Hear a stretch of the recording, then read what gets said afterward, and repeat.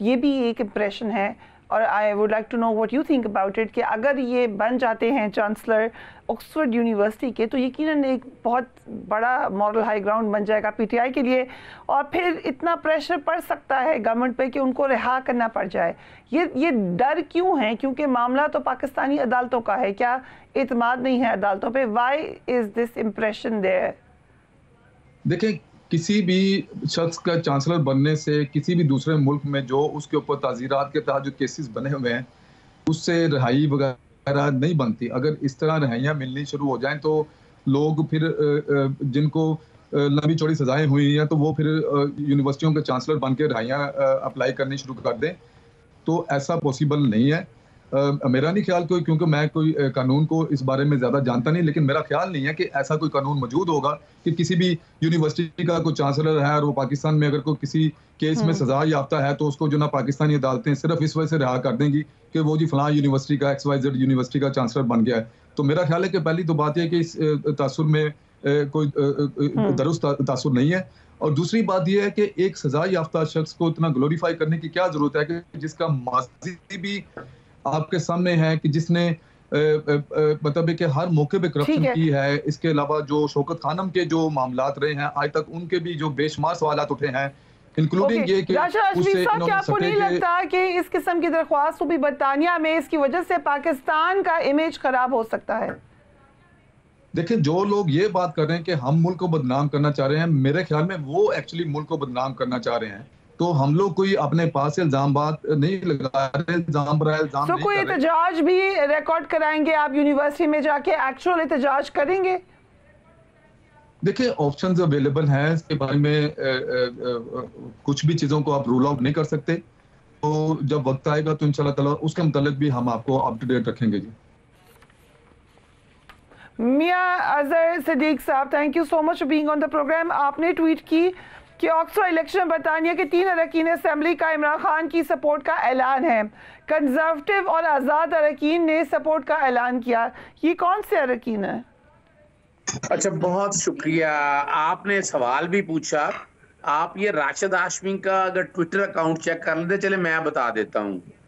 Rashid Hashmi, member of NUJ UK, media secretary PMLN UK। ये मैंने नहीं लिखा हुआ, इनके ट्विटर अकाउंट में। सिर्फ बताने का मकसद आपको ये है। मैं पहले जरा आपके सामने रख दूं, मैं अभी और बता देता हूँ। मैं 15 दिन पहले का ये बात कह रहा हूँ कि ये परेशान बहुत हैं। शहबाज शरीफ ने मीटिंगों में बैठ के, नवाज शरीफ ने आपस में डिस्कशंस करके, बाकायदा जूम पे मीटिंगें होके एक लाइन, और उसके लिए बाकायदा, आपको शायद अंदाजा नहीं है, चले नाम भी ले लेता हूँ, जनरल रिटायर्ड अब्दुल कयूम साहब जो साबका सेनेटर हैं, वो इस वक्त बैठ कर लॉबिंग कर रहे हैं, लोगों से मिलते बढ़ते हैं, इनविटेशन के जरिए लोग आते हैं। नॉर्मल लोगों के सामने तो बात आ नहीं सकती है। और ये जो साहब जिन्होंने वो दरखास्त वगैरह दी है, वो भी उनका ताल्लुक भी पाकिस्तान मुस्लिम लीग नून के साथ है। और ये जो क्योंकि आपने नाम लिया है, मैं डिस्क्लेमर दूंगी इस बात का, this is your information not mine. No ना, मैंने तो सिर्फ बताना आपके सामने ये है कि ये एक एजेंडा है। और एजेंडा क्या है? ओ भाई, पाकिस्तान का साबका कप्तान, वर्ल्ड कप 92 का फातेह इमरान खान इलेक्शन लड़ रहा है। वो साबका वजीर आजम की हैसियत में इलेक्शन नहीं लड़ रहा है, वो ऑक्सफोर्ड यूनिवर्सिटी का। और ये कौन है? इनका क्या ताल्लुक है? इन लोगों का तो कंसर्न ही कोई नहीं है। भाई, फैसला अगर किसी ने करना है तो ये तो ऑक्सफोर्ड यूनिवर्सिटी ने करना है ना। ये अल्लाह रखा मोहम्मद बूठा, चंदन दीन, ये जो मनी लॉन्ड्रिंग के नाम आप सुनते रहे हैं, इनका कोई ताल्लुक नहीं है दूर दूर तक।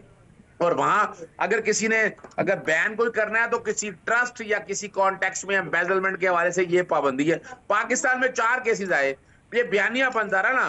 पहले प्रॉपर्टी फंडिंग का बना, फिर तोशा खाना का बना, फिर हमने देखा साइफर का बना, फिर हमने देखा इद्दत का। सारे जमीन बोस हो गए नहीं।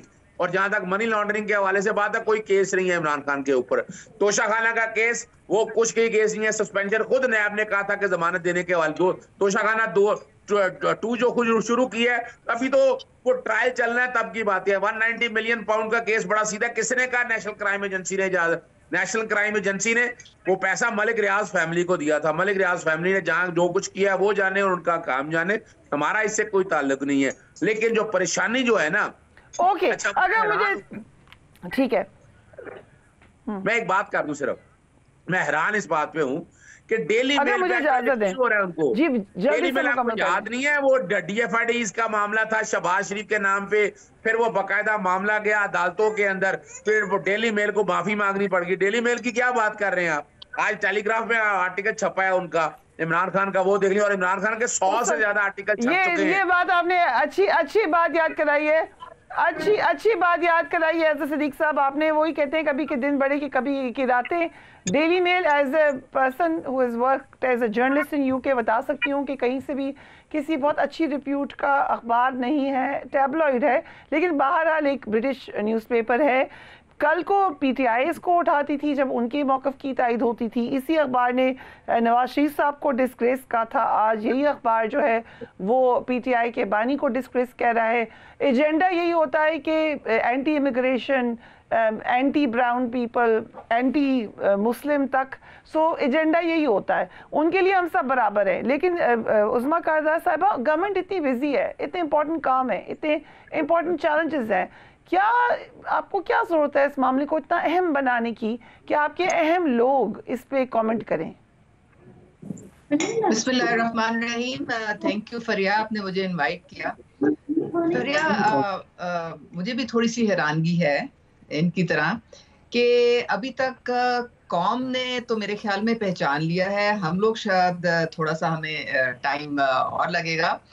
ये एक बहुत सिस्टमैटिक और प्लान्ड तरीके से जो पार्टी है, इन्होंने कोई फोरम बाहर नहीं छोड़ा जिसमें इन्होंने पाकिस्तान के इमेज को डैमेज ना किया हो।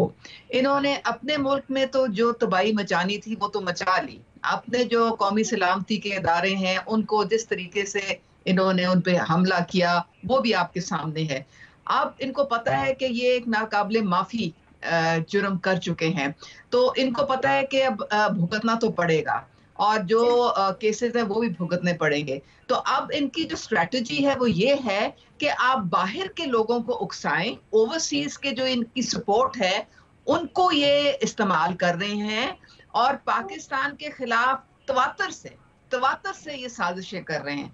आपने देखा कि किस तरह ये हर कांग्रेसमैन के पांव पड़े, हर सेनेटर के पांव पड़े, किस तरह से ये रेजोल्यूशन लेके आए, किस तरह से इन्होंने लॉबिंग फर्म्स हायर की हुई हैं बाहर, किस तरह से मीडिया हाउसेस को इन्होंने खरीदा हुआ है, किस तरह से यूएन वर्किंग ग्रुप से इन्होंने पाकिस्तान को बुरा भला कहने की कोशिश की, किस तरह IMF के दफ्तर के बाहर बैठ के आपने अपने इदारों को घटियापन दिखा के उनके खिलाफ एक बहुत बुरी और एक जिसे कहते हैं ना डैमेजिंग आपने कैंपेन चलाई।